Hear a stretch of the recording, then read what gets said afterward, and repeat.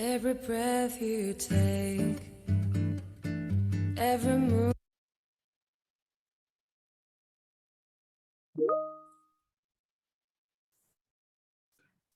Muy buenos días a todos y a todas, ¿qué tal? ¿Cómo están? Les saluda Luisa Sánchez Iriarte del Centro de Excelencia. Les doy la bienvenida a este quinto webinario de la capacitación regional para medir el ODS 16 en Latinoamérica y el Caribe. Paz, justicia e instituciones sólidas. Ya estamos acercándonos al final de esta serie de webinarios y nos da muchísimo gusto ver su constancia e interés en estas 5 semanas que se han pasado rapidísimo, o por lo menos para mí.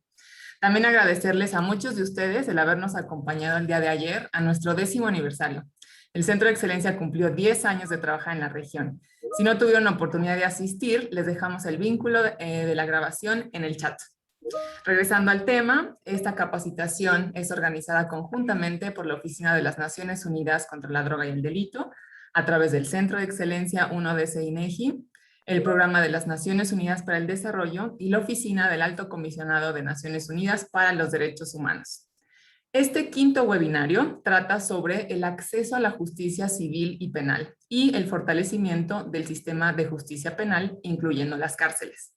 Está activada la función de preguntas y respuestas en el menú inferior para hacer preguntas a nuestros panelistas, en donde también podrán votar por la pregunta que más les interese. Les reitero que no se contestarán preguntas en el chat. También tenemos disponible la función de interpretación para seleccionar el idioma de su preferencia, ya que las intervenciones serán tanto en español como en inglés. Aprovecho para agradecer a nuestra intérprete Flor, que nos acompañará el día de hoy. Nuestro moderador el día de hoy es el señor Juan Pablo Gordillo, coordinador adjunto en Infosegura, Programa de las Naciones Unidas para el Desarrollo PNUD. Un gusto darte la bienvenida, Juan Pablo. Adelante, por favor. Muchísimas gracias, Luisa. Muchísimas gracias a todos y todas las participantes en esta mañana para acompañarnos en este webinario que nos ayuda a complementar toda la serie de los que hemos ido teniendo sucesivamente. Y bueno, en esta ocasión vamos a hablar sobre el acceso a la justicia civil y penal, al igual que es frente al tema del fortalecimiento del sistema de justicia penal, incluyendo el tema de cárceles. En el marco del ODS 16 y del ODS 16 más, es muy importante este tema de cómo ayudar al acceso a las víctimas de la justicia, cómo ayudar a todo el sistema y a la cadena de justicia criminal. Y en este punto es esencial la evidencia. Y para iniciar, quisiéramos tener en esta sesión un pequeño sondeo en el cual pudiésemos preguntarles a todos y todas ustedes frente a ¿cuál es este porcentaje de los incidentes violentos denunciados por la policía en los últimos 12 meses?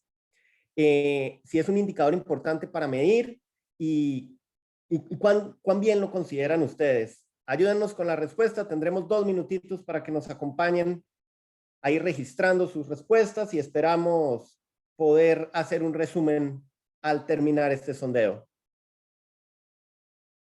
Aprovecho y doy la bienvenida a todos los equipos que nos acompañan también de los distintos países, Guatemala, Antigua y Barbuda, Paraguay, República Dominicana, México, a los distintos países que nos van saludando en el chat. Bienvenidos.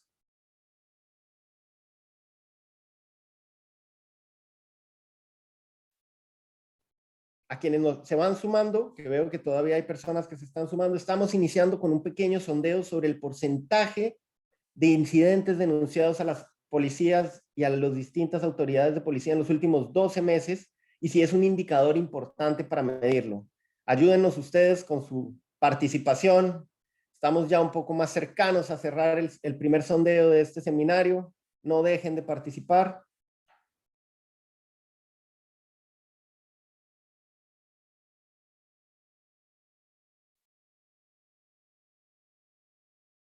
Se nos siguen sumando, miren, veo de Brasil, veo de nuevo Paraguay, veo colegas de varios países de la región, bienvenidos.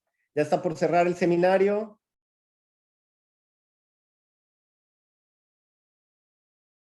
El primer sondeo del seminario, disculpen. Entonces, ya nos acercamos al tiempo. Aprovechen antes de que se cierre. Sí es importante medir el indicador de los incidentes violentos denunciados a la policía en los últimos 12 meses. No se queden sin participar quienes se nos han sumado. Hemos cerrado el primer ejercicio de sondeo de esta sesión de webinar de acceso a la justicia civil y penal en el marco del ODS 16, y como ven todos y todas ustedes, el resultado de nuestro público ha sido que el acceso a las víctimas a la justicia y todo el acceso a la cadena de análisis de la justicia criminal con el 56% se encuentra en el primer lugar, y en efecto, esa es la respuesta correcta. Entonces sabemos que todos ustedes son un muy buen público informado. No sin antes reiterar también que algunas de las otras categorías son bastante importantes, pero principalmente la que se quiere medir precisamente es el acceso a las víctimas a la justicia y a la cadena de justicia criminal. Muchas gracias a todos y todos los que participaron. Continuando con este seminario, tendremos una pequeña presentación de nuestra colega Luisa Sánchez, investigadora en delincuencia y justicia penal del Centro de Excelencia de UNODC e INEGI en México, comentándonos un poco sobre cómo medir este indicador, cómo poder avanzar en el proceso de ir consiguiendo evidencia para el ODS 16.3.1 de acceso a la justicia y cómo encaminarnos a esto que medíamos en el sondeo. Luisa, te doy la bienvenida en esta mañana. Tú ya me la diste, pero te paso el testimonio a vos y muchas gracias por acompañarnos en esta mañana. Adelante. Muchas gracias, Juan Pablo, por regresarme la palabra. Efectivamente, aparte de ser su anfitriona, voy a tener la oportunidad de compartirles información sobre el ODS 1631 de acceso a la justicia. Muy bien. Bueno, el indicador 1631 se refiere a la proporción de víctimas de violencia en los últimos 12 meses que han notificado su victimización a las autoridades competentes u otros mecanismos de resolución de conflictos reconocidos oficialmente. Antes de entrar a los metadatos y explicar cómo se calcula, es muy importante entender cuál es la importancia de medir el acceso a la justicia penal. En primer lugar, pues el informar a las autoridades competentes que alguien ha sido víctima ayuda a que las víctimas busquen justicia, ¿no? Las autoridades no pueden brindar esa justicia o hacer las debidas investigaciones ni administrar la justicia sin la voz de estas víctimas. Sin embargo, la falta de confianza en la capacidad de la policía u otras autoridades para proporcionar una reparación efectiva o las dificultades tanto objetivas como subjetivas, lo vamos a ver más adelante, para acceder a ellas, pueden influir negativamente en el comportamiento de denuncia de las víctimas. Entonces, las tasas de denuncia brindan una medida directa de la confianza de las víctimas de los delitos en la capacidad de la policía o algunas otras autoridades competentes para brindar esta asistencia y, bueno, llevar a los perpetradores ante la justicia. Esto quiere decir que las tasas de denuncia de delitos violentos se pueden utilizar para monitorear la confianza del público en las autoridades competentes sobre la base de comportamientos reales y no de las percepciones.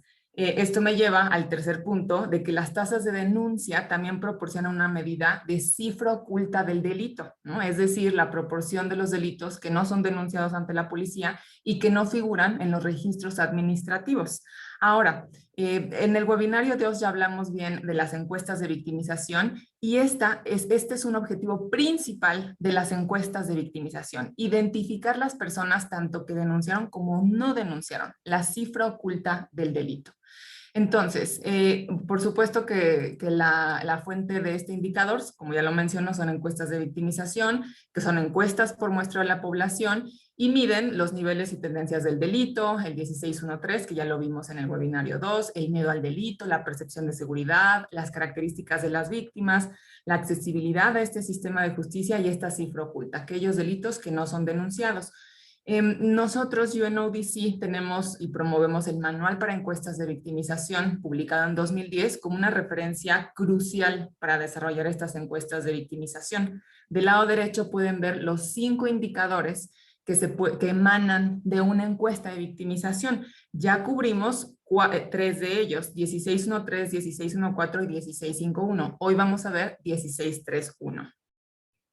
Ahora bien, dado que estos 4 indicadores que estamos cubriendo en esta capacitación regional están intrínsecamente relacionados, es decir, mientras no calculemos el indicador 1613, es difícil calcular el 16-3-1, ¿no? Podemos ver del lado izquierdo que la proporción de la población que ha sufrido violencia física, psicológica y sexual en los últimos 12 meses es de la competencia de este indicador. Y podemos ver del lado derecho el indicador 16-3-1 sobre la proporción de víctimas de violencia en los últimos 12 meses que la han notificado su victimización a las autoridades. Sin embargo, cuando nosotros hablamos de víctimas de violencia, tenemos que tener una referencia. Es por eso que para este indicador también identificamos estos tres tipos de violencia. Tendríamos que generar 3 indicadores, uno por cada tipo de violencia, así como lo hicimos en el 16-1-3, igualmente generaremos para el 16-3-1. Entonces, el método de computación son 3 diferentes indicadores, como ya bien mencionaba, por cada tipo de violencia, física, psicológica y sexual, entre la población víctima de este tipo de violencia por 100. Es sencillo el cálculo de este indicador, se parece mucho al 16-1-3. Entonces, es muy importante que lo tengamos en cuenta. Ahora, ¿cuáles son estos 3 tipos de violencia? Esta diapositiva también ya la vimos en el webinario 2, pero para los que nos acompañan y son nuevos, de acuerdo a la clasificación internacional de delitos con fines estadísticos, podemos identificar estos 3 tipos. Violencia física, y abajo a la izquierda pueden ver los tipos de comportamientos que se incluyen en esta violencia física, como agresiones, amenazas o robo con el uso de la fuerza. También violencia psicológica, actos de intimidación, privación de la libertad, actos en contra de mascotas, y también violencia sexual. Violencia con el uso de la fuerza, sin el uso de la fuerza, intento de violación, violación por presunción legal, por ejemplo, menores de edad, y agresión sexual física. Entonces es muy importante identificar estos 3 tipos de violencia y encajonarlos para poder desarrollar este indicador. Ahora, en cuanto a la pregunta recomendada, se sugiere la siguiente formulación. Es muy sencilla. ¿Usted o alguna otra persona denunció el hecho ante alguna autoridad competente? Y las respuestas son sí, no y no sabe, no responde. Ahora, para quienes no están tan familiarizados con una encuesta de victimización, pues va por etapas, ¿no? Primero preguntamos si ha sido o no víctima de este tipo de violencia, y ya cuando pasamos a la parte de indagar sobre las características de la victimización, insertamos esta pregunta. Ahora, los registros administrativos identifican el sí, pero no tenemos el no, y para eso es muy importante tener una encuesta de victimización, para saber quiénes no han reportado e identificar esta cifra oculta. Ahora bien, en definiciones, las autoridades competentes incluyen policías, fiscales u otras autoridades con competencias para investigar los delitos, y también el indicador refiere otros mecanismos de resolución de conflictos reconocidos oficialmente. Y bueno, pueden incluir diferentes instituciones con este papel de justicia informal o el proceso de resolución de disputas, por ejemplo, líderes tribales, ancianos, líderes comunitarios, pero siempre y cuando sea reconocida su función oficialmente por las autoridades estatales. Esto es muy importante también de identificar. Ahora, ya esta pregunta nos genera el indicador. Sin embargo, hay algunas preguntas que son cruciales de seguimiento. Por ejemplo, si la persona sí denunció, es fundamental identificar ante qué autoridad denunció, ¿no? Estas autoridades que hemos listado. Y también es importante identificar la satisfacción con la forma que la autoridad competente manejó la denuncia. Esta información va a ser fundamental para mejorar los procesos de atención a las víctimas.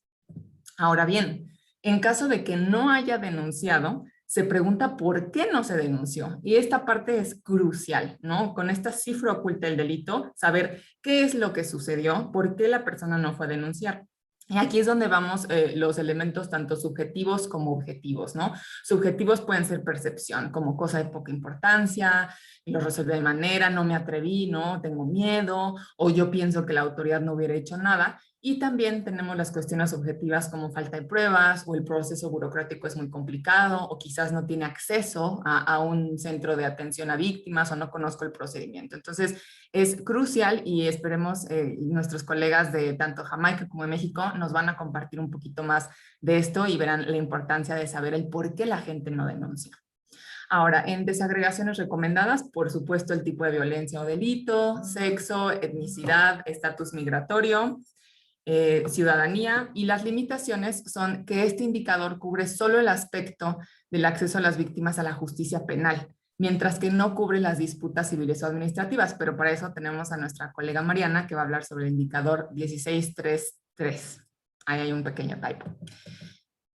Bueno, finalmente, disponibilidad de información. En el Centro de Excelencia tenemos un atlas sobre encuestas de victimización, donde identificamos 23 países de Latinoamérica y el Caribe que han implementado por lo menos una encuesta especializada o un módulo, 64 en todo el mundo. Sin embargo, pues hay diferentes retos en esta medición, porque algunas encuestas identifican el reporte por incidencia, es decir, por los delitos y no por las víctimas. Ya lo veremos un poco más adelante con nuestros colegas de México y de Jamaica. Y finalmente, para cerrar esta presentación muy breve, el Centro de Excelencia, por supuesto, que brinda asistencia técnica para ayudar a los países a implementar una encuesta de victimización, también brinda cursos presenciales y cursos en línea. Tenemos experiencia en muchos países y de herramientas metodológicas promover la iniciativa para la encuesta de victimización delictiva en Latinoamérica y el Caribe, BICLAC. Es una metodología regional, ya 13 países de Latinoamérica lo han adoptado y por supuesto que está basada en estándares internacionales, como ya lo vimos, la clasificación internacional y el manual de encuestas de victimización. Y esta herramienta pues mide estos 5 indicadores del ODS. Y bueno, termino aquí mi presentación muy breve para dar oportunidad a los demás colegas y estoy muy atenta para cualquier pregunta que se requiera. Muchísimas gracias, Juan Pablo. Muchas gracias, Luisa. Y cuán importante estos puntos que nos pones de cómo relevar también la atención a las víctimas y generar mecanismos de que de alguna manera esas encuestas de victimización puedan ser usadas para mejorar las políticas de atención a las víctimas y que ninguna de ellas quede atrás. En esta línea, yo creo que una de las experiencias más notables que tenemos en la región es la experiencia de México, quien sucesivamente ha venido aplicando distintas encuestas que han permitido precisamente medir esta cifra gris. Y para ello invitaremos en esta mañana al señor José Antonio Gallegos Urenda, el director de modelos de información gubernamental del Instituto Nacional de Estadística y Geografía de México. José Antonio, muy buenos días. Agradecemos tu participación en el seminario y que nos cuentes un poco más sobre la encuesta de victimización y el rol de la cifra oculta del delito. Recordarte que tenemos 8 minutos y cuando se esté acercando el tiempo, ondearé la bandera de los ODS para que podamos ir acotando un poco. Adelante, José Antonio. Muchas gracias. Buenos días a todas y todos. Voy a compartir mi pantalla.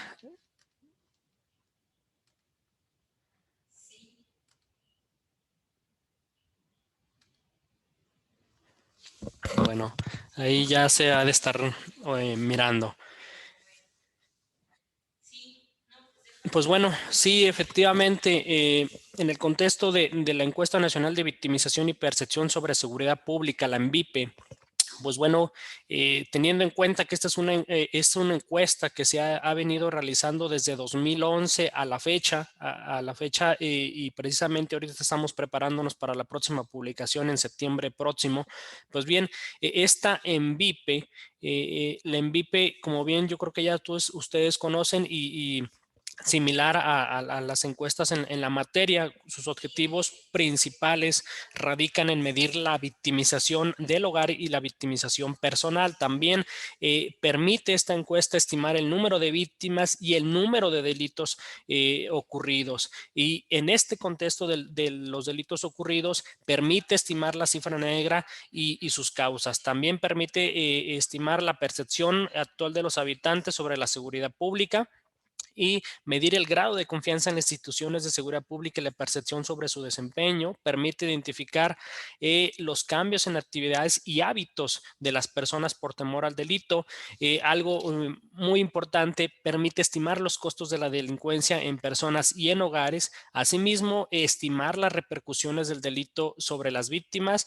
Y por otra parte también esta encuesta permite estimar y medir las aptitudes y experiencias de las personas con las instituciones de seguridad pública y de procuración de justicia. Pues bien, solamente para recalcar un poco en cuanto al diseño estadístico de esta encuesta, pues bien, esto es una encuesta cuyo periodo de referencia para la victimización corresponde al año previo y para la percepción de seguridad pública y del desempeño en las autoridades corresponde al periodo de levantamiento.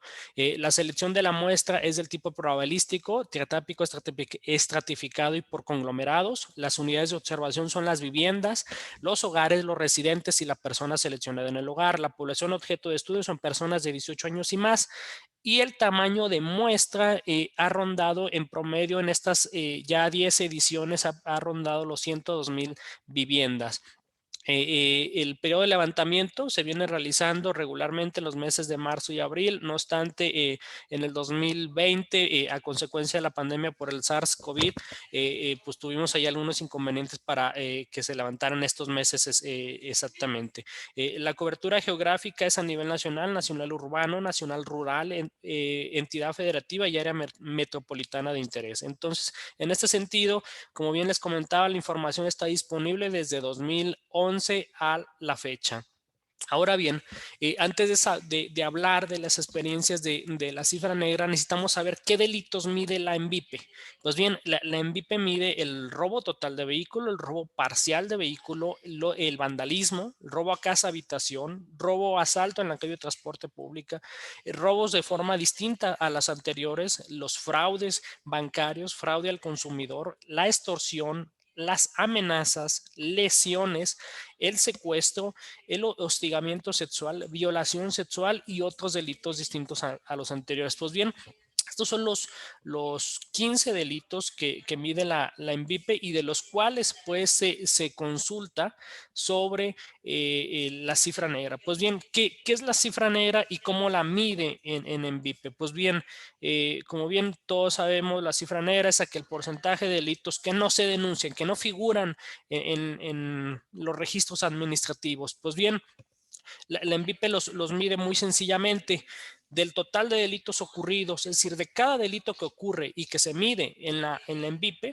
se pregunta si este se denunció al Ministerio Público o si no se denunció. Entonces, en este sentido, para aquellas personas que denuncian, se les consulta si además de la denuncia ellos se percataron que se inició una carpeta de investigación o si no se inició una carpeta de investigación. Asimismo, tanto la denuncia como la carpeta de investigación tienen un porcentaje en los que no se especifica si se denunció o si se aperturó una carpeta de investigación. Entonces, precisamente estos 4 cuadritos que podemos observar en estas de color oscuro, pues esto es la cifra negra. Como bien comentaban hace un momento, pues sí, la cifra negra en la ENVIPE se mide en cuanto a delitos. Entonces, ¿qué es la cifra negra? Pues es básicamente la suma de los delitos no denunciados, delitos donde no se especifica si se denunció, delitos denunciados sin carpeta de investigación y delitos donde no se especifica si se aperturó una carpeta de investigación entre el total de delitos ocurridos. Pues bien, este porcentaje es lo que en ENVIPE se viene midiendo a lo largo de estos años como la cifra negra. Y pues bien, antes de hablar de cantidades de la experiencia real que hemos obtenido en el ENVIPE, me gustaría comentarles sobre la última ENVIPE, cuántos delitos ocurrieron. En México se estima en 2019 que ocurrieron 30.3 millones de delitos asociados a 22.3 millones de víctimas. Es decir, esto representa una tasa de concentración de 1.4 delitos por víctima.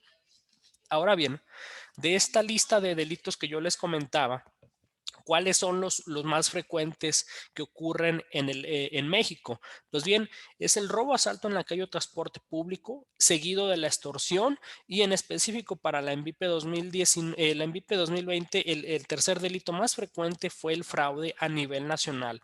No obstante, ojo, como bien les comenté, la ENVIPE permite dar resultados además de a nivel nacional, por entidad federativa y áreas metropolitanas de interés, 34 áreas metropolitanas en específico.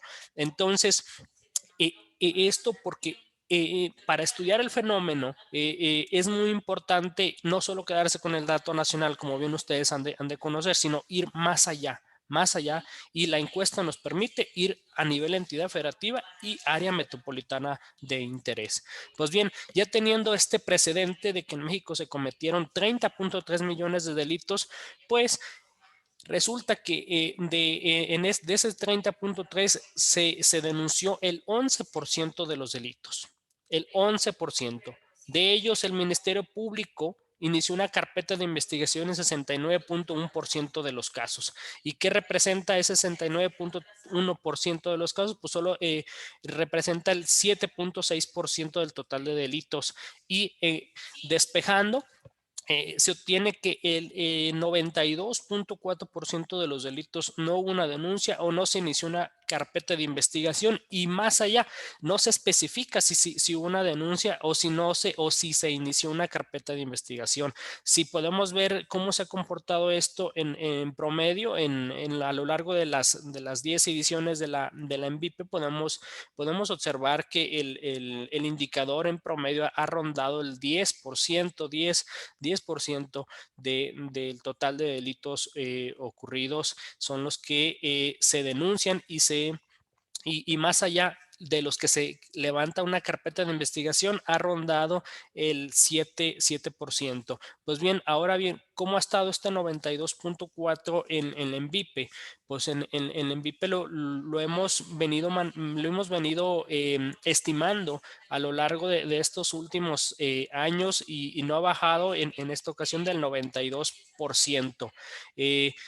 Ahora bien, muy importante, la MVP nos permite medirlo por tipo de delito, y es en ello que precisamente uno de los delitos más frecuentes en el país, que además en primera instancia está el robo en la calle o transporte público, pues bien, en segundo lugar está la extorsión, y precisamente la extorsión en México es el primer delito que no se denuncia. Entonces, de ahí le sigue otros delitos, bueno, básicamente se compone aquí de la violación sexual, del hostigamiento sexual y de algunos otros delitos. Le sigue el fraude, le sigue el robo parcial de vehículo, el robo asalto en la calle o transporte público, precisamente como, al ser el delito más frecuente que ocurre en el país, se encuentra en quinto lugar como el delito menos denunciado. Y le sigue el secuestro, los robos en casa habitación, las amenazas verbales y por último el robo total de vehículo, que como bien ustedes conocen, en muchas de las ocasiones o bueno, pues aquí mismo nos lo dice alrededor del 60% de las personas víctimas o de los hogares víctimas de robo total de vehículos sí presentan una denuncia y sí se apertura una carpeta de investigación. Entonces, esto es la experiencia que se ha tenido con la MVP al medir por tipo de delito. Ahora bien, ¿cómo es la cifra negra por entidad federativa? Por entidad federativa, para ustedes que pueden ver en el mapa, pueden ver que la cifra negra tiene distinto comportamiento de acuerdo a la entidad federativa, y esto es muy importantísimo porque precisamente hay entidades como podemos ver aquí, Colima, que su porcentaje de cifra negra es de 84.5%, es decir, es menor al promedio nacional, sigue siendo alta, pero es menor y es la entidad con la menor cifra. Pero en contraste, la entidad el estado de Guerrero, con una cifra de 96.1%, pues es la entidad con mayor cifra negra, es decir, pues ahí un poco menos del 4% de los delitos son denunciados y se inicia una carpeta de investigación. Entonces, un minuto, José Antonio. Muchas gracias. Entonces, ya para terminar, les muestro esta lámina en la que precisamente radica la importancia de la denuncia. En una lámina anterior les mencionaba que el secuestro tenía una cifra negra del 94%. Pues bien, el secuestro que se mide, que nos permite medir aquí en la MVP estima que en 2019 ocurrieron 106,886 16 secuestros, mientras que a partir de registros administrativos de instancias de autoridades se estima que ocurrieron 1,325 secuestros durante 2019. Entonces es aquí pues donde podemos observar una tremenda diferencia o magnitud del fenómeno de secuestro, donde por un lado estamos hablando en cifras en miles y otro por lado estamos hablando en cifras de decenas de miles. Entonces es aquí yo creo que la importancia pues de la denuncia y la cifra y de conocer la cifra negra que está presente en los delitos. Entonces con esta lámina cierro para hacer énfasis pues en cómo en la cifra negra y en la denuncia del delito. Nada más. Muchas gracias. Muchísimas gracias, José Antonio. Cuán importante esta sucesión de encuestas que nos muestras desde el 2012 y la gran experiencia que tiene México en medir esa cifra oculta y de alguna manera irla traduciendo en medidas que nos ayuden precisamente a atender a esas personas que hoy día no denuncian y a incentivar que haya una mejor denuncia, una mejor atención a las víctimas de estos delitos. Y también el desafío que hay, por ejemplo, en torno a los delitos de violencia contra la mujer que claramente nos señalabas. Muy importante el cómo traducir esos datos en política pública, y para ello vamos a invitar a otro país, en este caso a nuestro colega Brian Gregory, el director senior interino de la Subdivisión de Seguimiento, de Evaluación y Análisis de Datos del Ministerio de Seguridad Nacional de Jamaica, quien nos contará también cómo se ha ido utilizando la encuesta nacional de victimización en temas de victimización para generar políticas públicas y atender a las víctimas. En este caso, Brian nos hablará un poco de cómo hacer esa traducción que ya nos venía dando algunas pistas, José Antonio, y de alguna manera la experiencia desde el Caribe. Damos la bienvenida a Brian. Muy buenos días, Brian. Tienes 8 minutos. Estaré ondeando la bandera de los ODS para cuando se agote el tiempo. Damos la bienvenida a ti. Invitamos a todos los participantes a que usen el botón de interpretación porque nuestro colega hablará en inglés. Lo tienen abajo en la barra de herramientas, a mano derecha, dice interpretación, para hacer el switch y que podamos escuchar la presentación de nuestro colega desde Jamaica. Adelante, Brian. Well, thank you for inviting me. So today I'll be presenting on the Jamaica National Crime Victimization Survey.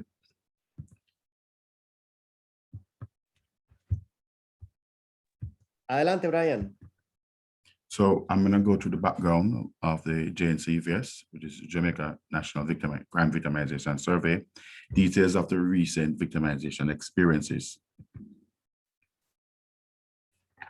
So the 2019 victimization survey is the 5th such survey conducted in Jamaica, for which the Statistical Institute of Jamaica conducted the survey. We had a survey in 2006, 2009, 2012, 2016, and 2019. Importantly, the 2019 survey, we had to revise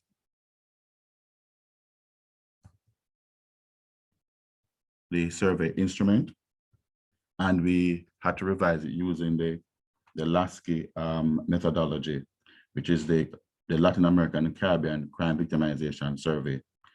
Jamaica is the first Caribbean country to adopt the Lasky methodology for victimization survey.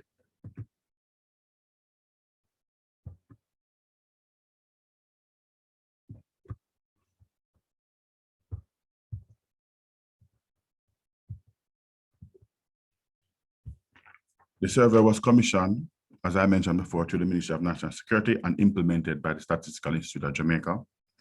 The 2019 victimization survey reports quantitative and update statistics on crime that occurred during the period September 2018 to August 2019. It includes information on the types of crime reported and not reported to the police, and an estimate of the cost of crime to households and individuals in Jamaica. The statistical information on crime victimization include the demographic and socioeconomic characteristics of victims 16 years and older. It includes an analysis of individuals' opinion on the fundamental public safety and justice issues and the degree of trust and perception about the performance of the institutions that are part of the criminal justice system. So I'm going to take you through some recent figures and experience of the victimization survey. So the victimization survey captures information as well as the time and location of the incidents, items stolen, extent of the financial loss, nature of the victim-offender relationship, number and sex of offenders, use of weapons, method used to communicate between victims and offender, personal injuries, reporting the incidents to the police is very important, level of satisfaction with the handling of report by the police, and reason for not reporting the incident to the police. So these are some figures as relates to some of the victimization that have been reported in the survey. And these numbers far exceed what is recorded formally.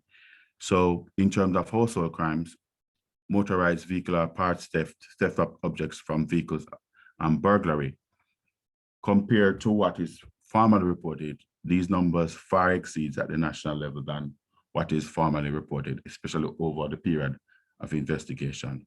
Burglary account for the largest percentage of incidents. As it pertains to personal crimes, as I mentioned before, these far exceeds the number that has been reported formally, with threat or extortion being the highest of the personal crimes, followed by larceny.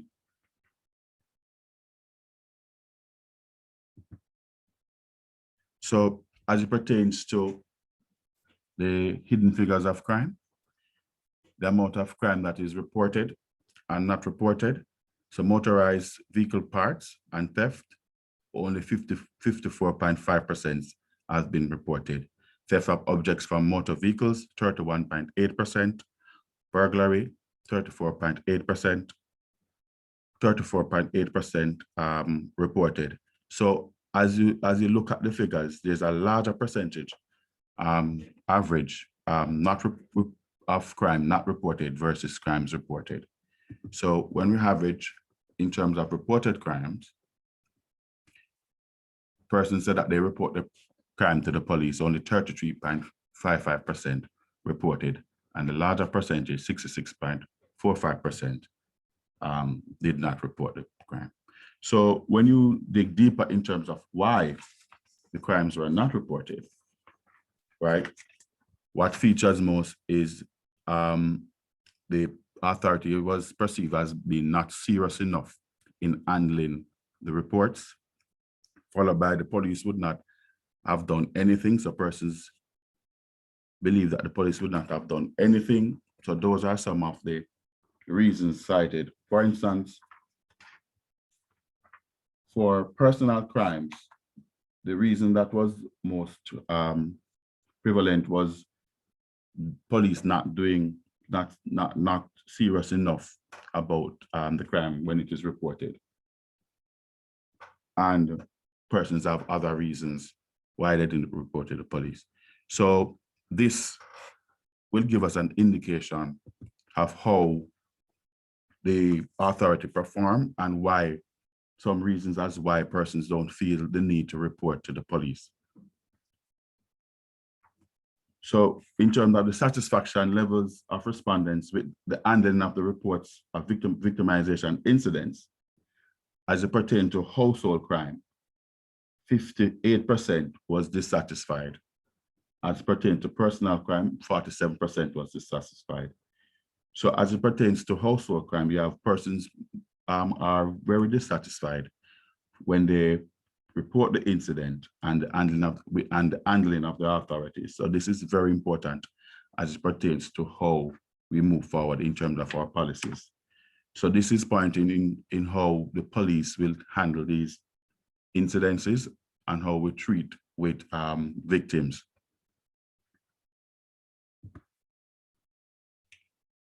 So we went further to find out the reasons why respondents was dissatisfied with the handling of the victimization incidents. So the most popular is they did not do enough, as we pointed out before. and they did not find or apprehend offender, was featured here as well. And they did not recover the stolen part. So these are some of the reasons why persons were dissatisfied with the handling of the reported incidents. So this information is very important as it pertains to how we move forward with our national policies in terms of what we look at and what we look to change as a nation in terms of the customer service provided by the authorities, police, and those who the crimes are reported to. So thank you very much.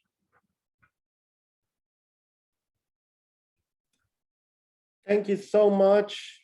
A very short and sharp presentation. Now we are going to switch to Spanish again.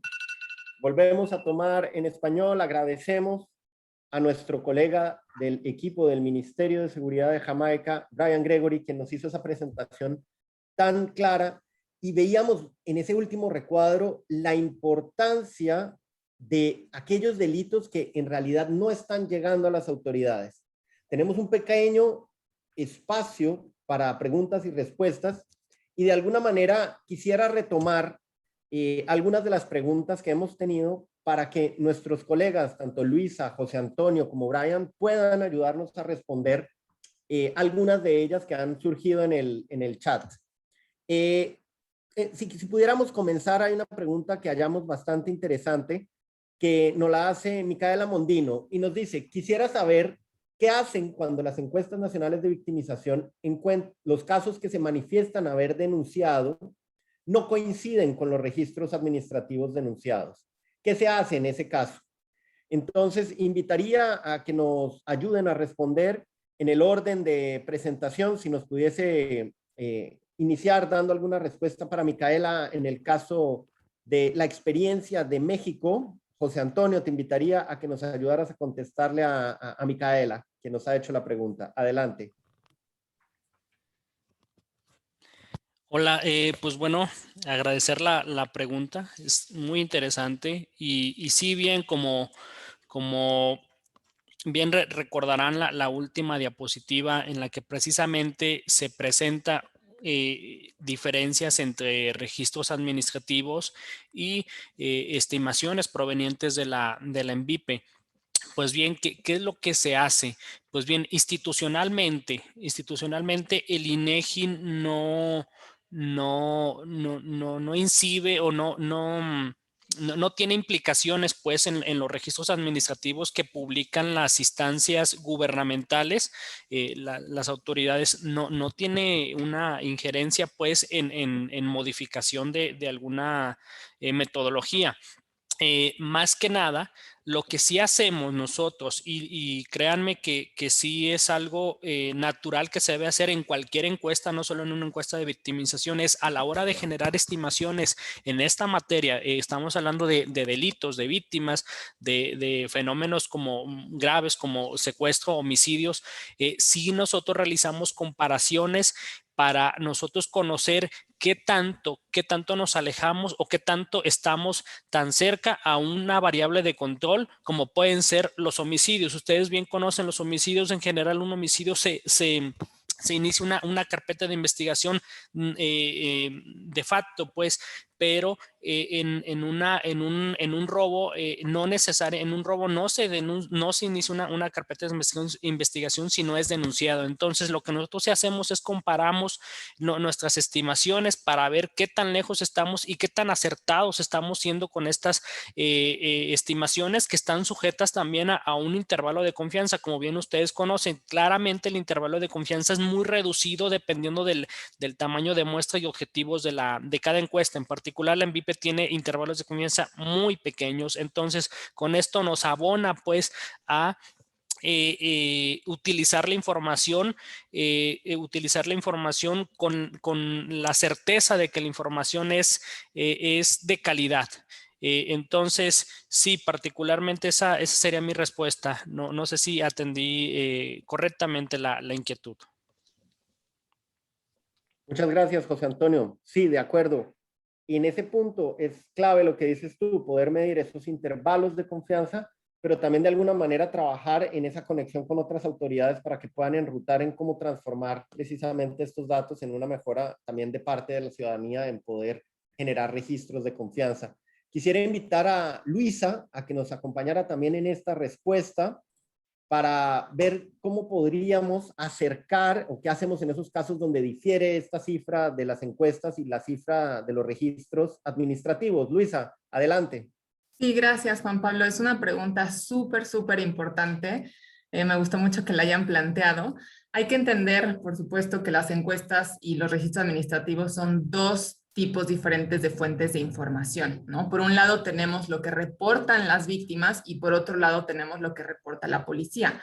Ahora bien, cuando nosotros aplicamos la encuesta y preguntamos si fue a denunciar o no, eso tiene que ver con que la persona se presente ante la policía o la autoridad competente para presentar su denuncia. Sin embargo, puede haber ahí una pequeña discordancia entre lo que se denuncia y lo que se registra, ¿no? Entonces, la persona pudo haber ido físicamente a denunciar, pudo haber metido su denuncia, presentar sus pruebas o hacer ese procedimiento, pero la policía no lo registró. Entonces, nosotros, de acuerdo a nuestra experiencia, podemos ver que hay una estimación mayor de delitos denunciados que los que tiene también la policía.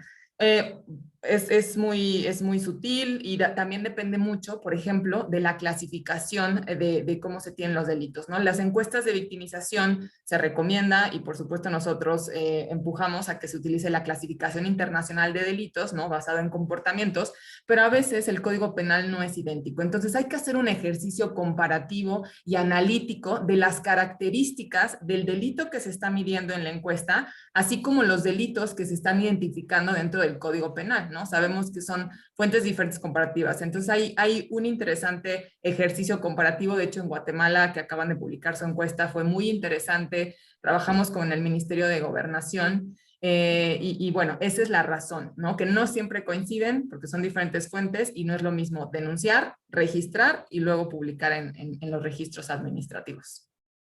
Muchísimas gracias, Luisa, por esta claridad del contraste y cuán importante es ver esas distintas fuentes cómo se suman para generar un análisis, digamos, de capas que permita precisamente relevar realmente cuáles son los casos que están detrás. De parte también del caso de Jamaica, en el caso de ustedes, ¿cómo han hecho para ayudar a acercar estas cifras del registro administrativo y de la encuesta de victimización? Invitamos a nuestro colega Brian Gregory que nos ayude a contestarle un poco más a Micaela de cómo lo hacen desde Jamaica. Adelante, Brian. Well, the culture of reporting is a complex issue. Based on the categories of crime, you have some crime that are categorized here are readily reported, and there are others that are just simply not as readily reported as other crimes. So what we have to do is to tackle the culture of not reporting these crimes. So based on the figures, we realized that there is some gap in terms of the percentage of crime reported and the percentage of crime that is not reported. But what we have to do is to promote and to change the social norms around not reporting, and in terms of social marketing messages, as well as change the environment which citizens can go to a police station, have a nice setting for them to report comfortably. So that is what is currently being done now into improving police stations across the country, island-wide, as well as promoting positive social norm and the silence around not reporting some of these crimes. So that is what is being tackled. Muchísimas gracias, Brian. Y claramente nos remarcas también esa importancia de continuar con el contraste de fuentes y poder llegar a generar espacios también de mayor confianza para los denunciantes y que de alguna manera aumenten los registros y de igual manera aumente la precisión con que la encuesta hace la medición de los registros. Hemos llegado al fin de este primer bloque del ODS 16.3.1. Quisiera invitar de nuevo a nuestro equipo de producción para dar paso al siguiente bloque donde hablaremos del 16.3.2 y 16.3.3 con el equipo también del Oslo Governance Center para que generemos este segundo sondeo y cerrando un poco este primer bloque podamos empezar a ver de parte de nuestro público ¿cuáles creen ustedes que son las principales razones por que las personas no acceden a los mecanismos de resolución de disputas? ¿Cuáles son esas razones que llevan a no usar aquellas herramientas que son dispuestas por los distintos gobiernos para el mecanismo de resolución de disputas? Los invitamos, durante 2 minutos tendremos abierta nuestro sondeo, nuestro segundo sondeo de esta sesión del webinar del día presente. Para quienes se han sumado, estamos hablando sobre acceso a la justicia civil y penal, el fortalecimiento del sistema de justicia penal, desde el punto de vista del ODS 16. De nuevo, reiterar el agradecimiento a los cerca de 400 personas que nos acompañan en el día de hoy, e invitarlos a que le den clic en su pantalla al sondeo y nos indiquen cuáles son esas razones que ustedes ven o han encontrado que evitan que las personas accedan a los mecanismos de resolución de disputas. También quisiera invitar a los diversos participantes y conferencistas a que nos acompañen compartiendo sus experiencias y que nos puedan enviar también por vía el correo electrónico o a través de la página del Oslo Governance Center sus experiencias en estos temas de victimización, en estos temas de medición de la cifra oculta, algunas que puede que no tengamos en el radar, para ir armando una base de datos regional de todo lo que tenemos en conjunto con nuestros colegas del Centro de Excelencia, para que de alguna manera podamos capturar esas experiencias que también muchas veces se tienen dentro de los países y que poco a poco se han ido haciendo para mejorar la confianza de las personas en el sistema de justicia y en el sistema de medición de los distintos indicadores de la cadena de justicia. Todavía nos faltan varios por votar. Los invitamos, denle clic, por favor. Es nuestro segundo sondeo. Las principales razones para no acceder a los mecanismos de resolución de disputas. En este segundo bloque esperamos que nos puedan acompañar nuestros colegas Mariana Neves, del equipo del Centro de Gobernanza de Oslo, y de parte de la experiencia argentina. Tenemos ya los resultados. Muchas gracias al equipo de logística. La principal razón que nos remarcan nuestros participantes es la desconfianza en las entidades. Y es muy importante porque ya lo veíamos en ese primer bloque, cómo las personas, al no tener la confianza de que su caso va a ser abordado, que va a ser resuelto, que no saben si la institución va a tener una respuesta, en el caso de los participantes del día de hoy, marcan que es la principal razón para no usar los mecanismos de resolución de disputas. En segundo lugar, el desconocimiento de los mecanismos existentes. En tercer lugar, tenemos el de la información insuficiente para procesos, pero en realidad podríamos decir que casi todos estos son las distintas razones por que las personas no acuden a los mecanismos de resolución de disputas. O sea, la respuesta sería todas las anteriores, porque en muchos sentidos, dependiendo de cada uno o de los delitos o de las distintas razones para tener una disputa con otra persona, las personas no acuden por todo este conjunto de razones. Y para ello vamos a tener mayor información en el siguiente bloque. Agradecemos al equipo logístico y a todos ustedes y a todas ustedes que votaron en este segundo sondeo. Y vamos a iniciar con la señora Mariana Neves, de nuestro equipo del PNUD, especialista en estadísticas de gobernanza del Centro de Gobernanza de Oslo, quien nos estará contando un poco más acerca de cómo medir este indicador 16.3.3 y de qué estamos hablando alrededor de los mecanismos de resolución de disputas. Mariana, tienes 10 minutos. De nuevo, recordarte el tiempo cuando se esté acercando, ondearé la bandera de los ODS. Y bueno, te cedemos la palabra. Adelante. Thank you so much. And your point at the end of the poll was really on point. There is no wrong answer to that poll. So good afternoon to all. Once again, it's a pleasure to be before you. In the past session, we saw there was a lot of questions, and we continue to encourage to please share questions, share experiences, Juan Pablo just mentioned. And I know that here we'll have, in this forum of 279 at the exact moment, we have colleagues from the National Statistical Office, from several institutions, academia, civil society. So all your experiences in measuring 16.3 will be highly, and the other indicators, of course, will be highly appreciated. So what you might have recalled that when we started in the first, for those who were here in the first webinar, we've mentioned that the indicator on access to resolution mechanism, to dispute resolution mechanism, is new in the SDG framework. actually is brand new. In the SDG 16, it is only 1 year old with the methodology it has at this moment. And this is really a groundbreaking opportunity. So next.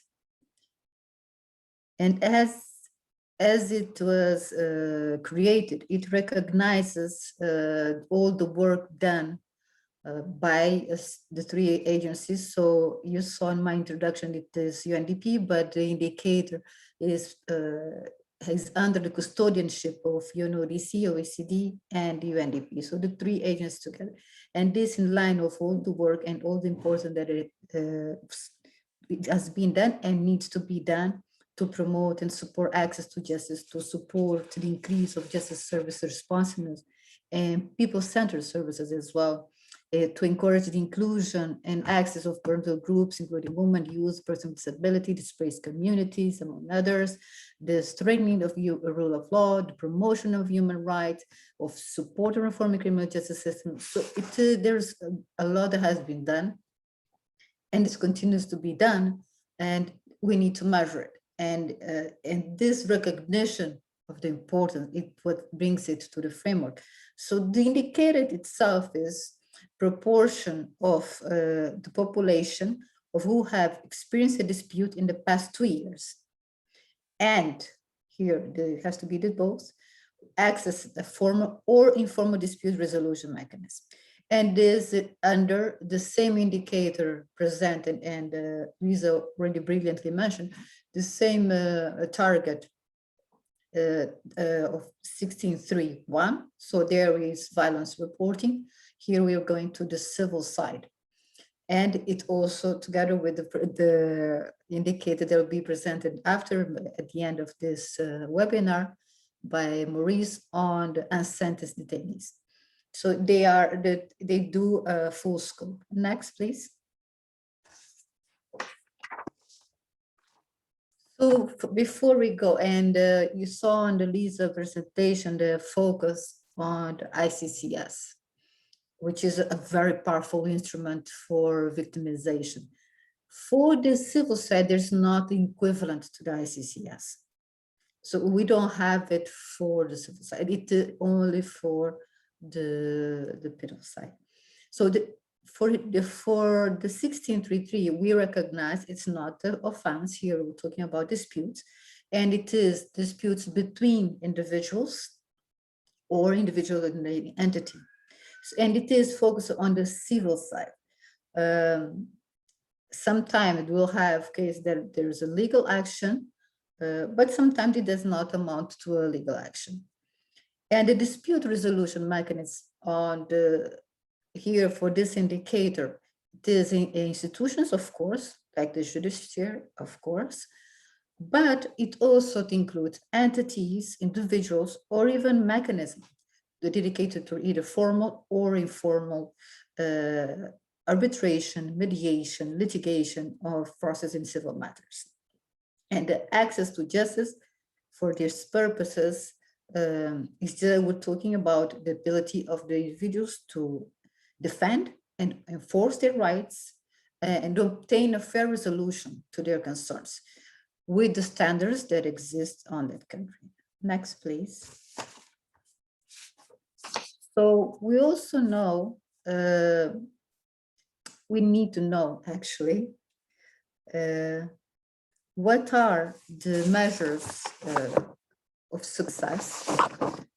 So we know that countries that so far have been producing records, producing statistics on administrative record and civil processes. So it's the same as what you will see, the same more or less, as you see on the criminal side, that you have also the survey complementing in some way the administrative records. Here, we have also some statistics on the civil side. So we have number of cases, the status of these cases in the system, the outcome, for instance, but it's not quite the same. We have very high load of cases. We can have a high volume of cases by registered, by prosecutor, by judges, all of this, it's this part, the case statistic, this part will not see much difference with the crime statistic. But what you see here is we need to go to the experience, the survey experience. And the survey experience too, so we're not going to what has entered the system or that we know that has entered the system, this is the administrative right, we need to go to what is the person's experience and how do they access or try to access the instrument. So this is this people-centered perspective. Besides this, the indicator itself is based on a 24-month period when we ask. So it's always in the 24 months. At the end, I'll be explain a little bit more. It is intended to evaluate the load of the system. So all types of disputes that has occurred. But we'll see that also in that we have certain limitations. When accessing what is the legal need, we also have to assess the unmet legal need. So not the failure, but the not success on the measuring or not the success of resolving the disputes.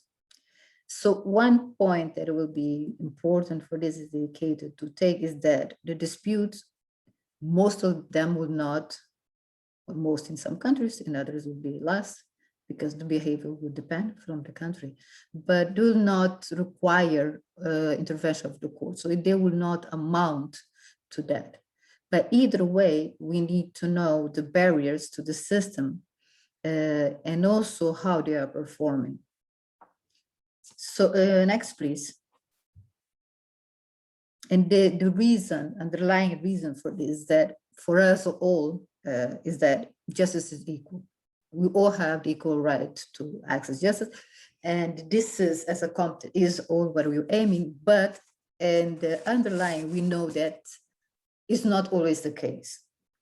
It is our aspiration, is our desire, is our goal, but it's not always the case. And we have these barriers. You have the social barriers, have cultural barriers. There we have barriers in terms of stereotypes to the other or to ourselves. We have barriers that on the process itself. So I think it was the fourth choice that you've made in the poll is the lack of information of the process. How does it work? Where should I go? This is a limitation. And another point of why measure, besides just make sure to know how far or near to this dream of equal access to dispute resolution to all, in addition to it, we are living in a moment that it is particularly important because we have an increase of disputes. And we have, for instance, the family disputes, we are in a condition that they can really increase a lot. With disputes over custody rights, over visiting rights, for instance, where everything has changed. You were more time at home, and a lot of this changed. And I see my friend Juan Pablo. How many minutes, Juan Pablo? 1. Oh my God. Okay, so we have all of this. Next, so how are we going to measure the indicator? To actually measure it is a 4-step procedure. First, what is your experience with the dispute? So we're going to detect everyone that has an experience of the dispute in the last 2 years. After we have that, we have to select one dispute to know what happened after that. Once we do that, and this is a very important point in methodology, how do we do this between that and the one dispute? We have 3 techniques: one random selection, one most serious, another one is most recent, where random selection, it is the advisable one. And then we do the follow-up questions. Next. For the types of disputes, we have 10 domains. This will not be the same in all the countries, but what we encourage is to try to put what you have or what are your priorities inside one of these 10 as much as possible. So that's why you'll see they are quite broad in concept. Next. And for the last part, once we have your measure the disputes, we're asked on disputes, so we can, then we have to ask on the type of mechanism. And here there's two different, very important distinction. We ask both on the formal mechanism and informal mechanism. How this is done, it depends a lot of the country, what exists and what is considered formal and informal in the country. But this distinction of these two groups needs to be made. Next, please. And how to measure? We have is the number of persons who have experienced a dispute, and have to divide it by and access it by divided by those who have experienced, but we have to exclude the people who did not want access to a dispute resolution mechanism, because although everyone has experience, sometimes you actually don't need it. I know how to resolve it. I have all the mechanisms, so you don't really access. So it's all of that. You have to remove the out exclude and timestamp. Next. And for us to go, and this final 30 seconds. So for us to go really deep on the indicator, we need to segregate by these segregation that you see there. I'll put in the chat more information. Next. We have certain limitations that I'll go over it because they are in the presentation of BNSS SDG 16 Hub. Next. Please. And these are 3 documents that we recommend for you to read if you want to know more. And next. Gracias, thank you, obrigada, merci. And thank you, Juan Pablo. Mariana. No. A ti también por el apego al tiempo y por la excelente presentación que nos hacías. Y ahí este punto final que nos traías de cómo generar esos otros mecanismos que no solamente son los formales, sino los informales, es algo clave en la región de América Latina. Y uno de los datos que nos traía el anterior Congreso Regional de Mediación era que en los últimos 5 años se habían duplicado todas las disputas que requerían de mediación o de diálogo a lo largo de nuestra región. O sea, se han duplicado. ¿Por qué? En un contexto de escasos recursos, contexto del COVID, se hace necesario tener otros mecanismos de resolución de conflictos que no solamente sean aquellos que van por la vía legal. Para nuestra región, nada más oportuno en este momento. Y quisiéramos también, para conocer otra de las experiencias, invitar a nuestras colegas Nora Lucy y Karina Carpintero del equipo de PNUD en Argentina a que nos contaran cómo se ha trabajado este tipo de iniciativas en el caso de la Argentina, qué tipo de experiencias para la medición y aprovechamiento de la información se han tenido, que nos permitan un poco medir mejor todo el tema de estos mecanismos de justicia y otros que no son de justicia, el acceso público a estos mecanismos, y de alguna manera brindarle a nuestro público un poco más sobre su experiencia. Entonces, adelante Nora y Karina, bienvenidas. Hola, buenos días, muchas gracias. Bueno, soy Nora Lucy, en nombre de PNUD Argentina, muchísimas gracias por invitarnos a presentar nuestras experiencias. Aquí está conmigo Karina Carpintero, una querida colega, así es que vamos a tratar de hacer algo dinámico, respetando el tiempo y en todo caso siempre atentas a las preguntas. No sé si pueden poner la presentación.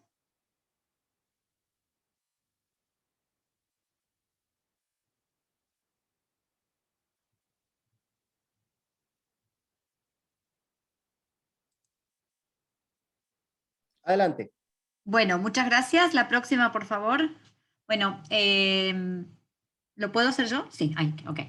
Bueno, rápidamente vamos a tratar de tocar algunos puntos que están más vinculados con nuestra experiencia de adaptación del ODS 16, comentar un poquito sobre la experiencia sobre el diagnóstico que se llevó adelante sobre necesidades jurídicas insatisfechas, que ya nuestra colega había mencionado. Un testeo que hicimos también con otra institución, con la universidad, y rápidamente comentar sobre el tema de justicia abierta, datos y el Poder Judicial respecto de la medición en el marco del ODS 16.3. La próxima, por favor. Bueno, aquí solo para decirles que la experiencia de Argentina, la oficina estuvo siempre muy, muy atenta, y yo les diría que antes de que estuvieran adoptados formalmente los ODS en la Asamblea General, en el año 2015 se inició un relevamiento de datos para saber exactamente cómo enfrentaba Argentina ese tema. Para aquellos que les interese, porque no podemos medir si no tenemos datos, para lo que les importe un poquito ver cómo lo enfocamos, ahí está la información para el desarrollo sostenible de Argentina y la Agenda 2030, que básicamente trabajó los aspectos de los datos en función del desarrollo sostenible, pero también evaluó el sistema estadístico nacional con las debilidades que tenían en ese momento. Se hizo una recomendación y una propuesta clara sobre el punto. Aguárdenme un segundito. Y en definitiva, el momento de adopción de la Agenda 2030 encontró a la oficina de PNUD en Argentina con herramientas para colaborar con el sector público en el proceso de medición y de debate de esta agenda tan rica en temas institucionales, ¿no? Que es el ODS 16. En este sentido, solo recordar que Argentina es parte de Pathfinders por su nivel de advocacy y de impulso a la dimensión institucional, sobre todo en las dimensiones de justicia y seguridad. Por supuesto, le quedan muchos desafíos, y uno de los mayores desafíos que vamos a tocar rápidamente es poder incluir de una manera sostenible la dimensión institucional, la dimensión de acceso a justicia en las encuestas de pobreza. Hemos tenido un testeo, pero la idea es ver de qué manera puede hacerse sostenible en las encuestas de pobreza o de políticas sociales. Sí, la próxima, por favor. Acá le voy a ceder la palabra a mi colega Karina para que les cuente un poquito cómo fue la experiencia desde el Ministerio de Justicia y Derechos Humanos de la Nación. Muchas gracias, Nora. Gracias, Juan Pablo, Mariana y Luisa, por la coordinación y el espacio para nosotros desde PNUD Argentina. Como anticipaba Nora, Argentina tuvo la oportunidad de tener un proceso de adaptación bastante interesante en relación a la Agenda 2030 y en particular al ODS 16.3. En su primer momento, cuando se suscribió este compromiso internacional, como estaba muy asociado a todos los temas de justicia penal, fue un desafío hacer el ejercicio en el ámbito del Ministerio de Justicia para desarrollar un enfoque más asociado a los servicios vigentes en términos de asesoramiento jurídico, legal y comunitario que existían dentro de la institución y a nivel país, dentro de lo que eran las alianzas público-privadas que también se forjaron en ese marco. Así que todo ese ejercicio que se daba en la práctica se buscó también aportar al desarrollo de la información que se brindó en las dos oportunidades que se presentó el Informe Voluntario Nacional, mediante este ejercicio de adaptación que se puede ver en esta primer filmina, que plantea 3 tipos de indicadores específicos. Por un lado, la cantidad de personas que utilizaron los servicios de acceso a justicia. Por otro lado, en un segundo indicador, el 16.3.1, la tasa de variación interanual en los servicios que se ofrecen de acceso a justicia, de manera de poder tener una comparabilidad y poder identificar factores que puedan estar explicando esa variación, ya sea en el acceso a servicios o en la provisión de servicios. El Ministerio de Justicia de la Nación, a través de un proyecto que tuvimos la suerte de apoyar desde el proyecto 16022 de Argentina, se desarrolló un modelo de acceso a justicia muy sistémico, basado en escalas de atención, incluso en un paralelismo de lo que puede ser una política sanitaria a los servicios de justicia, desde primer grado, de lo que pueda llegar a ser un centro de atención primaria de la salud, en lo que en Argentina son los centros de acceso a justicia, escalado a lo que es un hospital de derechos, a modelos de atención itinerante, a modelos de atención telefónica y virtual. Entonces era muy importante poder reflejar la inversión en la política pública en una forma de acceso a derechos que no solo dé cuenta de un mecanismo en términos institucionales y procesales, sino también que estén enfocados en la complejidad de los problemas que suponen el acceso a la justicia en términos de inclusión y desigualdad social. Entonces, con este ejercicio de adaptación se buscó también empezar a recabar más evidencia sobre esto. En ese mismo orden verán que hay un tercer indicador, que es el porcentaje de personas con necesidades jurídicas insatisfechas, muy asociado a lo que Mariana también nos adelantaba antes, cuál es el índice, qué significa que una persona tenga un problema jurídico y cómo eso puede trasladarse a que efectivamente haya una necesidad jurídica que no fue resuelta, que no fue satisfecha. Así que bueno, estas propuestas de indicador que acá se ven, fue un camino que se inició a nivel nacional desde el 2016 y que se testeó hasta 2019, y que incluso formó parte de lo que Nora nos anticipaba, que fue el testeo del indicador que se aprobó en marzo de 2020 por la Agencia de Estadísticas de Naciones Unidas. Así que si podemos pasar a la siguiente. Bueno, acá lo que quisimos volcar fue la ficha técnica del ejercicio de adaptación. Este es el ejemplo más claro de lo que es cómo podemos mostrar el acceso a la justicia civil. Lo que hicimos fue plantear este indicador, que es muy claro, muy simple, que son en términos cuantitativos cuántas personas utilizan los servicios de justicia, y ahí lo que pueden ver en el modo de cálculo es la cuantificación de todos los dispositivos con los que contaba en este caso el Ministerio de Justicia Nacional, que va dentro de lo que es el acceso a justicia en términos legales, sociales e incluso psicológicos, pero también las líneas de atención a víctimas de violencia de género, e incluso dispositivos de trata de personas, dispositivos de atención a personas con discapacidad, y una variedad que pueden encontrar ahí en esta filmina. La siguiente, por favor. Este fue un segundo ejemplo que acá explica este tipo de variación interanual que les planteábamos antes, así que bueno, acá digamos el ejercicio es bastante similar, acotando un poco el tipo de servicios. Esto se explicó más que nada por la factibilidad de los sistemas de gestión en cada una de estas direcciones nacionales que el Ministerio contaba, como para poder tener una cierta rigurosidad en la recopilación de los datos, pero bueno, era una forma de también dar cuenta de esta variación que explicaba previamente. Si pasamos a la siguiente. Acá, este estudio fue la antesala de lo que ahora va a explicar Nora, es el testeo del acceso a la justicia civil, este nuevo indicador, y por otro lado, la sofisticación de poder solo cuantificar cuántas personas acceden a la justicia y pueden contar con un servicio de justicia. Acá lo que se ve en esta filmina es lo que es la ficha técnica. Fue un estudio que relevó 3.000 casos en encuestas telefónicas a través de la asociación con la Universidad Nacional de Buenos Aires. Este estudio se planteó de manera bianual, se realizó un primer estudio en 2016, y un segundo estudio en 2019.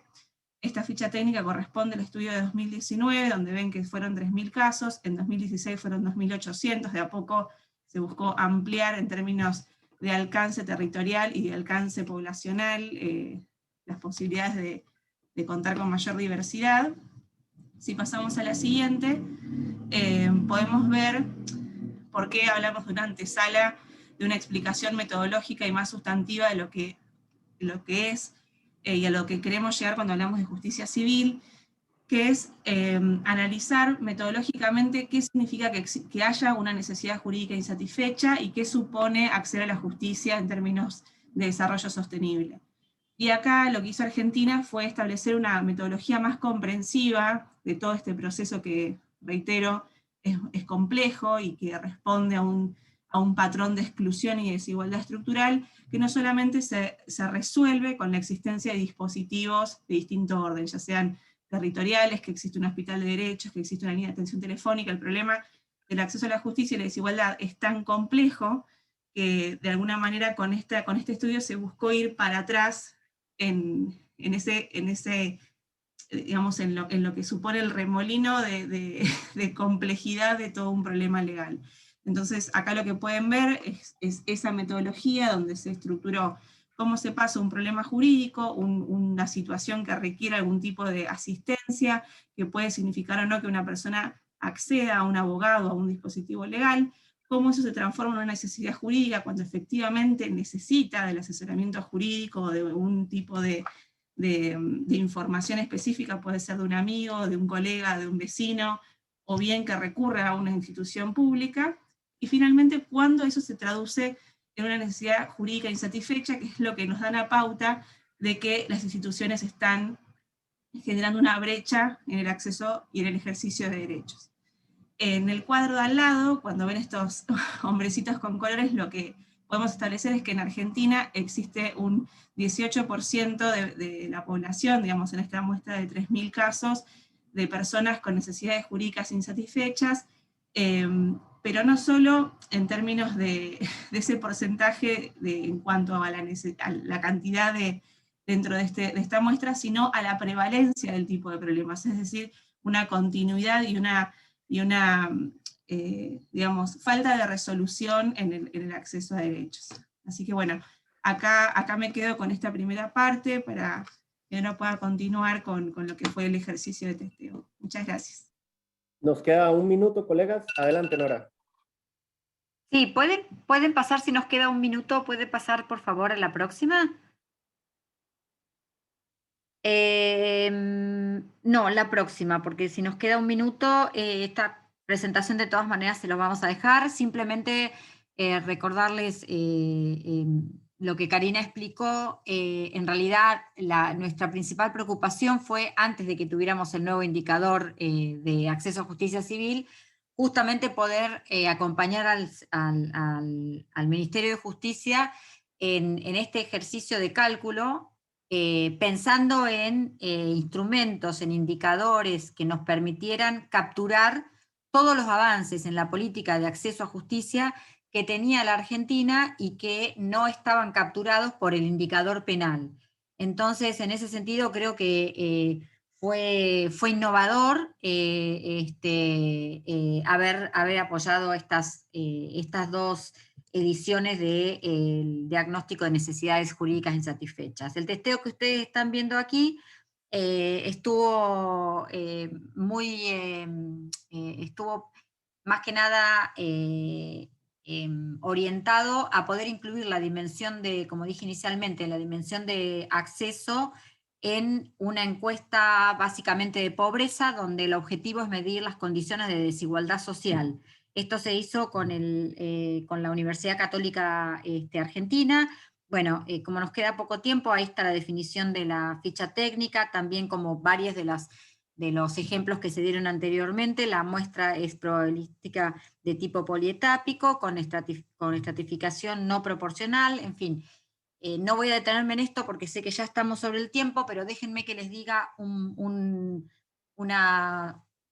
cosita más en términos de innovación. Si pueden pasar por favor a la próxima. No, la próxima, esto no hay tiempo, así que la próxima. Estos son ejemplos del testeo que se hizo introduciendo la dimensión de acceso a justicia y desigualdad en la encuesta esta de pobreza. En este caso se está mirando específicamente el nivel socioeconómico y el estrato socioocupacional vinculado con el tema de acceso. A ver si podemos pasar a la próxima. La próxima. La próxima. Esto se lo vamos a dejar. La próxima. Aquí. Hay un caso previo, solamente déjenme que les comente rápidamente que en este momento estamos tratando de impulsar la innovación en el tema de contribución del Poder Judicial al avance del ODS 16.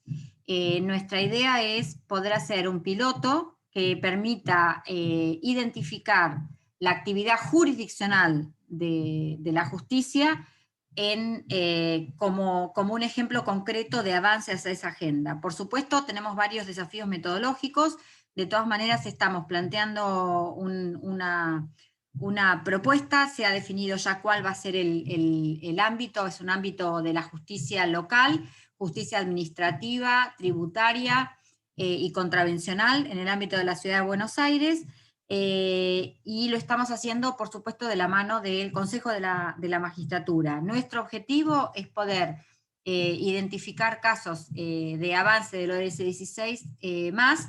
Primero vamos a hacer un testeo de manera manual respecto de las sentencias de primera y de segunda instancia, y luego la idea es poder utilizar la inteligencia artificial para que esa conexión o ese vínculo se haga de manera automática. Disculpen si nos excedimos, tenemos mucha información, de todas maneras dejamos toda esta información a disposición, y vamos a dejar también nuestros correos por si algunos colegas quieren ver en detalle los temas que no pudimos conversar. Muchas gracias. Muchísimas gracias, Nora, muchísimas gracias a Karina. Una tremenda condensación de la experiencia que se ha tenido desde la Argentina, uno de los pocos países que tiene esta iniciativa para la medición de este indicador. Y muy importante eso también que nos mencionabas, Nora y Karina, del tema de los centros de justicia, los CAG, y de cómo se vinculaba la medición a través de esas otras herramientas, y es un ejemplo de esas otras herramientas que no necesariamente son de la justicia tradicional, y que esa detección de los distintos casos y de las distintas necesidades jurídicas es clave para precisamente acompañar toda la toma de decisión desde los distintos niveles territoriales en la Argentina. Ese es uno de los más grandes desafíos que tenemos precisamente con nuestro indicador del ODS 16.3.3, y creo que uno de los mejores ejemplos nos lo han brindado ustedes. En este marco quisiera, una de las preguntas que nos ha surgido es el rol de la sociedad civil. Cómo las herramientas se pueden quedar cortas solamente desde gobierno, y frente a los déficits generales, nos preguntaba Marta Patricia Mesa, de cómo se queda corta la institucionalidad, y de alguna manera también la sociedad civil debe asumir roles en la medición.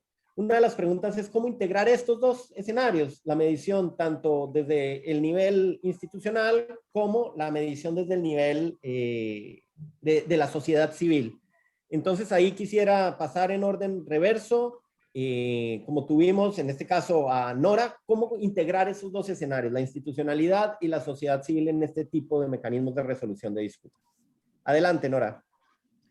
Sí, bueno, yo solamente contarles que Argentina tiene una gran tradición de métodos alternativos de solución de disputas en materia no penal. Entonces, lo que quiero decir es que, si bien se mencionó mediación, también Argentina tiene un sistema a nivel nacional de conciliación, por ejemplo, obligatoria en los temas laborales, muy importante en los temas de disputas. Tiene una tradición de arbitraje en materia comercial, tiene una tradición de arbitraje en materia de consumo. Entonces, si bien no son ejemplos que hemos presentado acá, tenemos que tener en claro cuál es el contexto. Los centros de acceso a justicia son claramente centros que están en todo el territorio con una atribución del Ministerio de Justicia. Pero hay muchísimos centros que proveen mediación y que no necesariamente están dados por el sector público, sino que son centros de mediación gratuito, que en algunos casos son obviamente pro bono, en el marco de los consejos profesionales no solamente de abogados, sino también de ciencias económicas. De hecho, la Oficina de Argentina trabajó en su momento, y ahí voy un poco orientado a tu respuesta, trabajamos con una institución, con colegas que son parte de una institución de la sociedad civil, para hacer una medición del alcance de la mediación prejudicial obligatoria sobre la base del relevamiento de datos de expedientes, entonces, y también, por supuesto, de encuestas focalizadas. Esto se hizo hace varios años, ya en el 2010, y la hipótesis de trabajo era si la mediación prejudicial obligatoria es una herramienta de ampliación del derecho de acceso a justicia. La respuesta fue sí, pero fue sesgada a los temas, por ejemplo, de familia. No me quiero extender, porque quiero dejar que Cari tal vez pueda aportar otros temas, pero esto les demuestra a ustedes que desde la Oficina de Argentina siempre tratamos de colaborar no solo con las instituciones públicas, sino también con las organizaciones y fundaciones de la sociedad civil que son muy, muy activas en Argentina en los términos de acceso a justicia. Por eso nosotros no hablamos de acceso a la justicia, al sistema formal, sino que hablamos de acceso a justicia para dar la idea de que incluimos también las instituciones que proveen estos servicios desde el sector privado o de las organizaciones de la sociedad civil. Karina, si querés completar. Gracias, Muchas Nora. gracias. Sí, tenemos en menos de un minuto, Karina, porque estamos corriendo contra el tiempo. Gracias. Bueno, gracias por el espacio extra y disculpen a los demás panelistas. Solamente comentar en respuesta a Marta Patricia Mesa Soto que en Argentina estas iniciativas se trabajaron directamente con sociedad civil. Hubieron dos ejemplos claros. Uno fue el Acuerdo de Acceso a Justicia, que fueron más de 20 organizaciones con las que el Ministerio de Justicia se sentó a repasar todas las políticas de acceso a justicia en términos de datos, de desarrollo institucional y de reformas de provisión de servicios, y por otro lado, en el marco del impulso del enfoque de justicia abierta en alianza con el gobierno abierto, digamos de Open Government Partnership, en ese marco Argentina suscribió su tercer plan nacional, incluyendo como contraparte a la sociedad civil en lo que es el monitoreo de las políticas de acceso a justicia, y en particular, este ejemplo que ponía Nora del testeo, también se pensó en asociación con una organización académica, que es el Observatorio de la Deuda Social Argentina, que tiene una estabilidad y sostenibilidad en sus estudios anuales, de manera de que el módulo de acceso a justicia y la incorporación en el enfoque de pobreza pueda ser una práctica sostenida en el país. Así que fueron distintas estrategias, podemos conversar más, pero como para ponerle dos ejemplos. Gracias. Muchísimas gracias, Karina y Nora. Bueno, y acá cerramos este bloque y quisiera continuar ahora con el siguiente, que nos complementa a los otros dos, con nuestro colega Maurice Dunainsky, el oficial profesional junior de la sección de desarrollo y difusión de datos de UNODC, contándonos un poco también frente a este indicador que ya nos presentaban Karina y Nora, el 16.3.2, frente al tema de detenidos sin condena. Entonces, sin mayor retraso, y disculpen el retraso con el tiempo, adelante, Maurice. Bienvenido. Thank you very much. Did you still want to do a poll, or are we skipping that in the interest of time? No, in the interest of time, we will be skipping the question of the poll. For the next session, we will put it. All but right. This time, it's yours, the floor. All right, thank you very much. Okay, so I'll share my screen. I hope you can see it.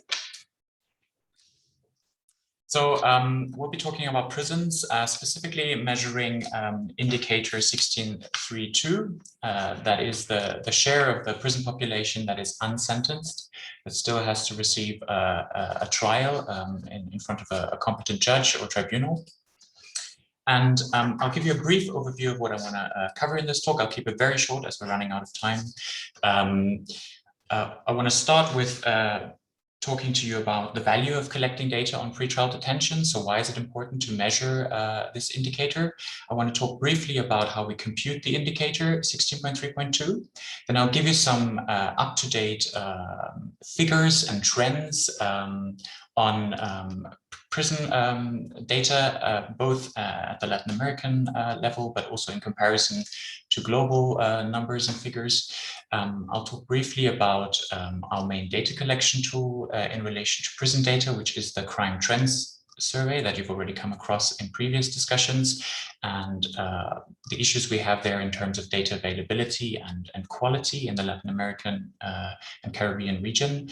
And then I'll conclude with some next steps for improving data quality and availability. So why should we measure the proportion of the prison population that is unsentenced? Why is it important to track progress on this indicator? The main reason here is that it is a good proxy to measure access to justice. It really signifies the overall respect in a country for the principle that persons awaiting trial should not be detained in custody unnecessarily. And this really builds on this fundamental principle that the right to be presumed innocent until proven guilty, which is a fundamental building block of pretty much all justice systems in the world. There's another aspect here, which is more developmental in focus, which is that the extensive use of pretrial detention or pre-sentence detention, when not necessary, for example, to protect victims or witnesses, really can divert criminal justice system resources away from courts and rehabilitation services and towards the prisons. And in addition, it can exert financial and unemployment burdens on the victims, on the perpetrators themselves, but also on the unsentenced detainees themselves, but also on his or her families. So there's also this developmental aspect to the indicator. So measuring the relative extent to which pre-sentence detention is used in a country can really assist countries in lowering these developmental burdens, but also ensure the proportionate use of pretrial detention. And if you want to find out more about the work that UNODC is doing in terms of prison reform, I would invite you to follow the link at the bottom of this page. Indicator 16.3.2 falls under the broader target of target 16.3, which is the promotion of the rule of law and ensuring equal access to justice for all. And the precise formula we use to calculate this indicator is the total number of persons held in detention who have not yet been sentenced in the first instance, as a percentage of the total number of persons held in detention on a specific date. And the main data source for this indicator are the national prison authorities. And we collect annual data from these authorities primarily through the UN Crime Trends Survey. Where possible, we try to obtain data at a disaggregation, primarily by sex, so whether the detainees are female or male, and age status, whether detainees are juveniles or adults. In addition, we also try to collect as much as possible data on the length of pretrial detention, so whether pretrial detention has been for more than 12 months or less than 12 months. I want to show you a couple of figures on prison. The most up-to-date estimates suggest that the global total prison population has grown from 9.3 million in 2000 to more than 11.5 million in 2019, which is the last year for which we have available data. But of course, it's slightly problematic to focus on only on the total global prison population, as at the same time, the overall population has also grown. So it is much more informative and fair also to compare between countries if we focus on the incarceration rate, so the number of prisoners per 100,000 population. And if we look here at the different regions in the world as of 2019, Latin America and the Caribbean is not doing so well. It seems to have the second highest number of prisoners per 100,000 population in the world, only surpassed by Northern America, in this case surpassed by quite a lot. If we look at the trends, again, the data suggests that the trends for Latin America are not very encouraging. We've seen that for the last 2 decades, there's been a steady but persistent increase in the number of prisoners per 100,000 population in this region. On the other hand, we've seen gradual declines in Northern America, but also in Eastern Europe.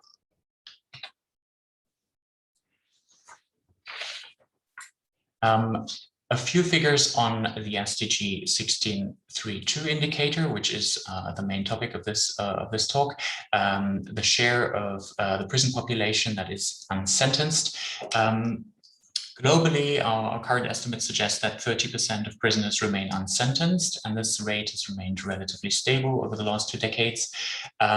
If we look at the regions, again, Latin America and the Caribbean is not doing so well. It appears that it has the 3rd highest share of unsentenced detainees in the world as of 2019. But on a positive side, the trends suggest that for Latin America and the Caribbean, the trend of unsentenced detainees as a share of the total prison population has been declining somewhat over the last 2 decades. Another important indicator that we use to sort of get an idea of the situation of prisons globally and in different regions is the extent of prison overcrowding. That is the degree to which the total prison population in a country exceeds the official available capacity. When this occupancy rate exceeds 100, one can think of a prison system as being overcrowded. And we don't have global coverage as of today for prison capacity. Not all countries are providing data on this, but for the 132 countries for which we have data, more than half have overcrowded prisons according to their own standards of what is an appropriate capacity per person. Okay. As of 2019, Latin America and the Caribbean have the third highest prison occupancy rate in the world. To collect these prison data, we use the UN Crime Trends Survey, and there we have several core items that are included in the Crime Trends Survey every single year.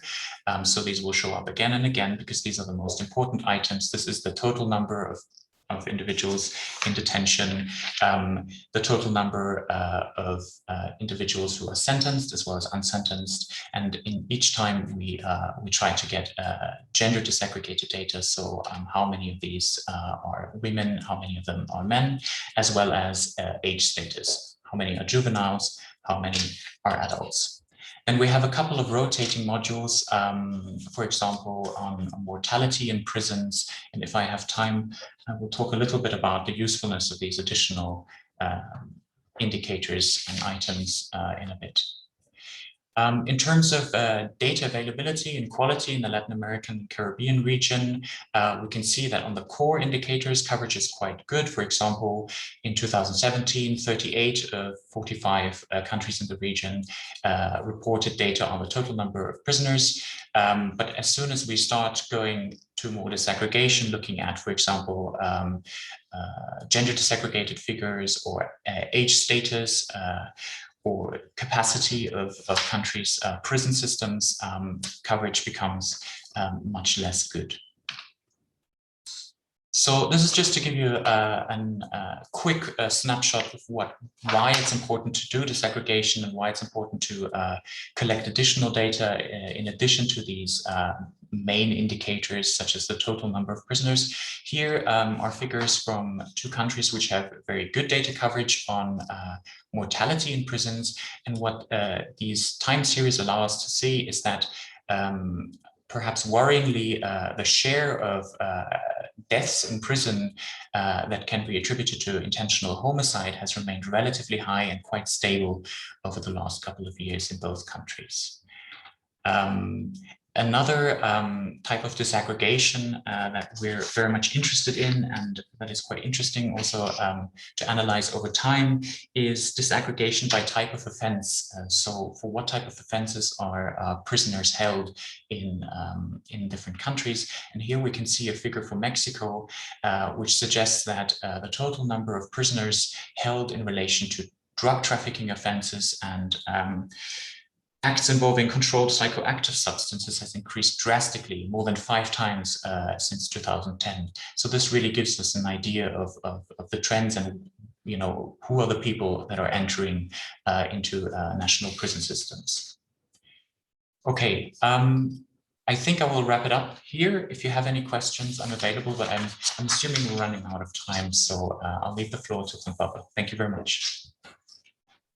Muchísimas gracias, Maurice. Y cuán importante esto que nos mostrabas tú sobre cómo lograr esos mejores datos precisamente de quienes ya tienen una pena, quienes ya están pasando sentencia y por qué tipos de delitos están pasando esas sentencias.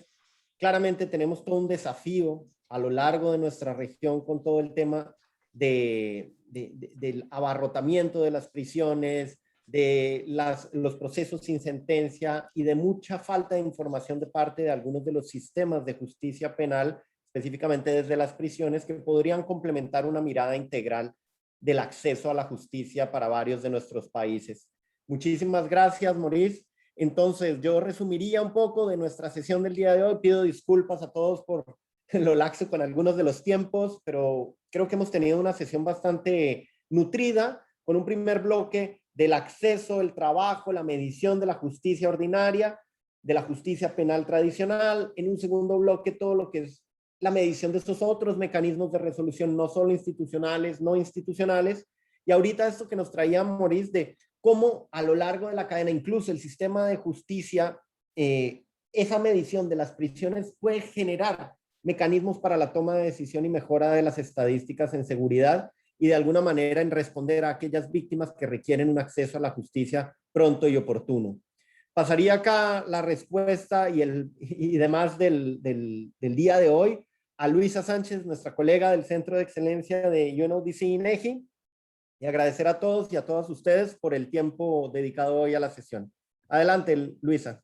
Muchas gracias, Juan Pablo. Pues solo me queda agradecerles a todas y a todos su asistencia. Les deseo un excelente día y les esperamos el próximo jueves 27 de mayo para nuestra sesión número 6, instituciones receptivas, inclusivas, participativas y representativas. Muchísimas gracias y hasta la próxima.